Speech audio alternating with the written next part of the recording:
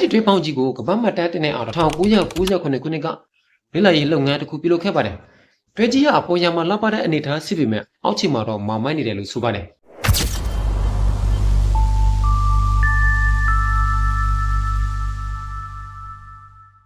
်ကမ္ဘာအကြီးဆုံးအပြာရောင်တွင်းနစ်ကြီးဒီအပြာရောင်တွင်းနစ်ကြီးဟာဆိုရင်တကယ်ကိုထူးခြားအံ့ဩဖွယ်ကောင်းတဲ့နေရာလေးဖြစ်ပြီးတော့နိုင်ငံရဲကခီးသွွားတွေရဲ့စိတ်ဝင်စားမှုအများပြားကိုလက်ခံရရှိပြီးတော့မြေသူတကာကိုဖန်ဆားဆွဲဆောင်နိုင်တဲ့နေရာတစ်ခုပဲဖြစ်ပါတယ် Great Blue Hole လို့ခေါ်တဲ့ဒီအပြာရောင်တွင်းနစ်ကြီးဟာBelize မြို့တော်ကနေမိုင်60အကွာမှာတည်ရှိပြီးတော့ကမ္ဘာအကြီးဆုံးပင်လယ်တွင်းနစ်ကြီးပဲဖြစ်ပါတယ်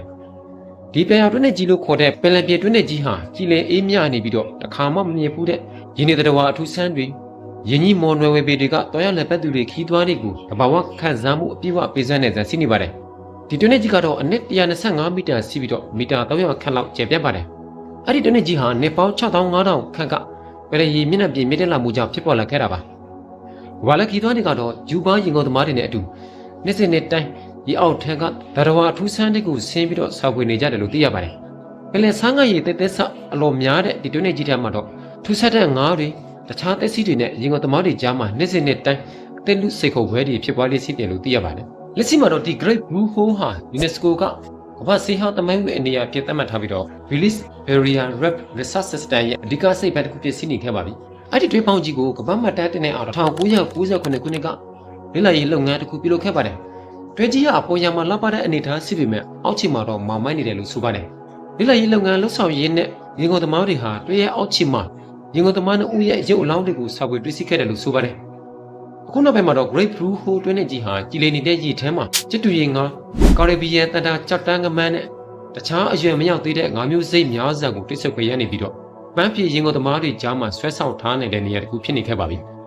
2019ခုနှစ်က Discovery Channel မှာကမ္ဘာပေါ်မှာရှိတဲ့ကမ္ဘာအဖွယ်ကောင်းဆုံးနေရာ10ခုရှိထဲမှာဒီ Great Blue Hole တွင်းနဲ့ကြီးလည်းတစ်ခုအပါဝင်ဖြစ်ခဲ့ပါတယ်ထူးဆန်းစွာယူရီးယားနေတဲ့ကြက်တုံးများ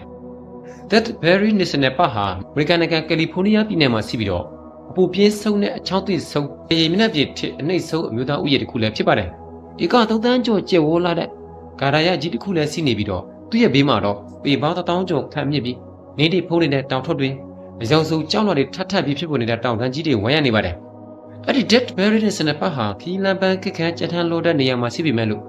ဒီနေ့မှာလူဦးရေ9သိန်းကျော်ခန့်သွားရောက်ပြီးတဘာဝစုခင်းတွေပါထွေးဝေးမြေပြင်အနေထားပြောင်းလဲလာပုံပြီးစိတ်ခေကြောက်လောက်တွေနဲ့တော်ရဲတရိษံတွေတစ်ပစ်တွေ၆သွေးနေတဲ့ဂါရယစုခင်းတွေညစုခင်းတွေကိုလိလာကြည့်စုဖို့နဲ့တောင်တဲဖို့တွေတွားရတတ်ကြပါတယ်အဲ့ဒါလိုပဲဆွေစာကြသူတွေဟာဒီဒေသကိုဖြတ်တန်းအချိန်မှာလူပေါင်းများစွာအသက်ဆုံးရှုံးခဲ့ရတာကြောင့် Death Valley ရဲ့လိုနာမည်တွင်လာခြင်းပဲဖြစ်ပါတယ်အဲ့ဒီ Death Valley National Park မှာရှိတဲ့ Restricted Player ကွင်းပြေကတော့ထူးဆန်းအံ့ဩဖွယ်ကောင်းအောင်ကိုပဲယူရီးယားနေတဲ့ကြက်တုံးကြီးတွေကြောင့်ပို့ပြီးတော့လူသိများထင်ရှားပါတယ်This Berry မှာရှိတဲ့ဒီ Restricted Player ခွေးပြကြီးဟာတောင်တန်းတွေအထက်ထပ်ဝိုင်းရနေတဲ့ကြားကတဘာဝအတိုင်းဖြစ်ပေါ်နေတဲ့ခွေးပြကြီးဖြစ်ပြီးတော့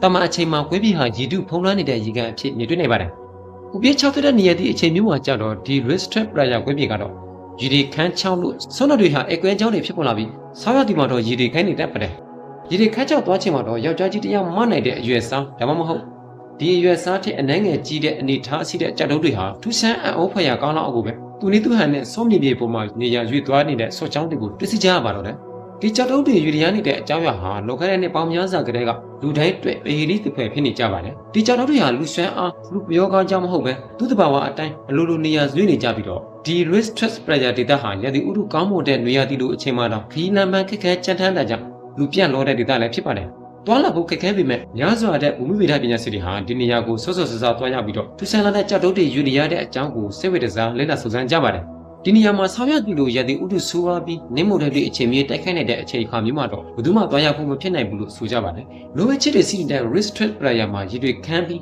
းဆိုဗီယက်ကြီးနဲ့တဖြည်းဖြည်းခြောက်သွားတဲ့အချိန်မှာတော့အကွမ်းကြောင်းတွေဖြစ်ပေါ်လာပြီးတော့ညညာပြက်ပြူးတဲ့မြေပြင်ပေါ်မှာကြောက်တုံးတွေယူရီးယားရာကနေဖြစ်ပေါ်နေတဲ့လမ်းကြောင်းတွေကိုအထင်ရှားတွေ့နိုင်ပါတယ်တချို့ဘူမိဗေဒပညာရှင်တွေကတော့ဒီဖြစ်ရဟာမြေပြင်ပေါ်ကအဆုတ်တွေမှာခြောက်ခင်ဆွဆွနေတဲ့အချိန်မှာကြောက်တုံးပေါ်မှာတကြံနေဆန်းရီကန်းပြခပ်ပမောက်တွေကြောင့်နေရာကနေတရွရွရွေ့စီနေတာဖြစ်နေမှလို့ကောက်ချက်ချပေမဲ့တကယ်တမ်းတော့ဒီယူဆချက်ဟာလုံးဝမကန်တယ်လို့မပြောနိုင်ပါဘူးဆိုဗီယက်ကြီးတစ်ခုလုံးနဲ့ကြောက်တုံးတွေအလုံးခြောက်တဲ့သွားပြီးတော့ပကြအိတ်တွေထအောင်ဦးချင်းမြင့်မားတဲ့နေရာတီလိုအချိန်မျိုးမှာတော့ဒီကြောက်တုံးတွေဟာထူးဆန်းစွာနဲ့ပဲယူရီးယားနေတိုင်းကြတယ်လို့ဆိုပါတယ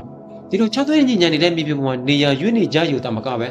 ကြောက်တုံးတွေယူရီးယားနဲ့လမ်းကြောင်းဟာလည်းခန်းနဲ့ထထဆဆဖြစ်ပေါ်နေတာကိုထူးဆန်းအောင်ဖွယ်ရတွေ့ကြရပါတယ်။ကွေးပြတဲ့ကိုရောက်လာတဲ့ကြောက်တုံးတွေကတော့အနီးနားကြောက်တောက်တွေဘူကနေလိတ်ဆဲကျလာတဲ့ကြောက်တုံးတွေပဲဖြစ်ကြပါတယ်။မိဘအချက်ကတောင်တွေကတော့အများအဖြစ်ဒယ်လူမိုက်ကြောက်အမျိုးအစားတွေဖြစ်ကြကြောင်းသိရပါတယ်။ဒီ risk trip ပလာယာမှာဖြစ်ပေါ်နေတဲ့ကြောက်တုံးတွေယူရီးယားတဲ့အဖြစ်ဖြစ်ဟာလူသားတွေရဲ့ဆက်ဆက်တွေးခေါ်မှုဆက်ချေကြံစမ်းမှုတွေကိုစိတ်ခွန်နေတဲ့အဖြစ်ဖြစ်တစ်ခုဖြစ်တစားစီးနေပါတယ်။ဒီကိစ္စကိုတိကျဖြေထုတ်နိုင်ဖို့ကတော့ခက်ခဲနေသေးတယ်လို့ဆိုပါတယ်။နောက်ထပ်ဒုချက်တစ်ခုကတော့ကြောက်တုံးတွေယူရီးယားရဲ့လမ်းကြောင်းအားလုံးဟာ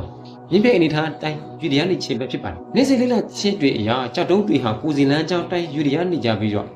တချို့ကြောက်တုံးတွေရဲ့လမ်းကြောင်းကတော့ဖြောက်တိုင်းစီးနေပေမဲ့တချို့ကြောက်တုံးတွေရဲ့ယူရီးယားရဲ့လမ်းကြောင်းကတော့ဖြောက်တတာကနေပြီးတော့ရုတ်တရက်ချိုးကွေ့သွားပြီးတချို့ကတော့နိုင်ငံတိတ်ဆောင်ကွေ့ကောက်တဲ့လမ်းကြောင်းမျိုးတွေဖြစ်ပေါ်နေတဲ့လို့သိရပါတယ်။ဒီကြောက်တုံးတွေရဲ့ယူရီးယားရဲ့လမ်းကြောင်းကိုထည့်စားမိနိုင်ကြပေမဲ့လို့ကြောက်တုံးတွေယူနေတာကိုတော့မြင့်မြင့်ကူတွေ့ဘယ်သူမှမမြင်ကြဘူးလို့ဆိုပါတယ်။ဘယ်ချိန်မှာကြောက်တုံးတွေယူတယ်အစိမ်ဘယ်လောက်နဲ့ယူရီးယားတယ်ဆိုတာကိုလည်းဘယ်သူမှတိကျမပြောနိုင်ကြပါဘူး။တချို့ကြောက်တုံးတွေဟာပေါင်ချိန်အနှဲငယ်သာလေးပေမဲ့လည်းတချို့ကြောက်တုံးကြီးတွေကတော့ပေါင်900ခန့်စီးတက်ကြပြီးတော့တချို့ကြောက်တုံးတွေကအပေအနှဲငယ်သာယူရီးယားနိုင်ကြပေမဲ့လည်းတချို့ကြောက်တုံးကြီးတွေကတော့ပေပေါင်းများစွာကွက်ဝေးအောင်ယူရီးယားတက်ကြောင်းသိရှိရပါတယ်။အဲ့ဒီ Desberry က Ritrus Playa ဒေသတစ်ဝိုက်ဟာလူနေအိတ်ချီလဲမရှိခီးလမ်းပန်းလဲခက်ခဲကြထန်လုံးပါတယ်။ဒီလောက်လူသူမနီးအစော်ဖျားကြပြီးလမ်းခီးကျန်းတန်းရသူဥတုဆိုးရတဲ့နေရာဒေသတစ်ခုမှာတဘာဝမဟုတ်တဲ့ကြောက်တုံးတွေရွေးနေတဲ့အကြောင်းဟာယခုချိန်ထိတော့သိပ္ပံပညာရှင်တွေအဖြေထုတ်ဖို့ခက်ခဲနေသေးတဲ့ပေဟီတစ်ခုအနေနဲ့သာစီမံဆဲပဲဖြစ်ပါတယ်။ဒီဗီဒီယိုကိုကြည့်ရှုနေကြတဲ့ကျွန်တော်ပရိသတ်တွေအနေနဲ့လည်းဒီကြောက်တုံးတွေဘာကြောင့်ယူရီးယားတာဖြစ်နေလဲဆိုတာကိုပုံမှန်မဝေရောက်ဆွေးနွေးပေးသွားကြပါဦးခင်ဗျာ။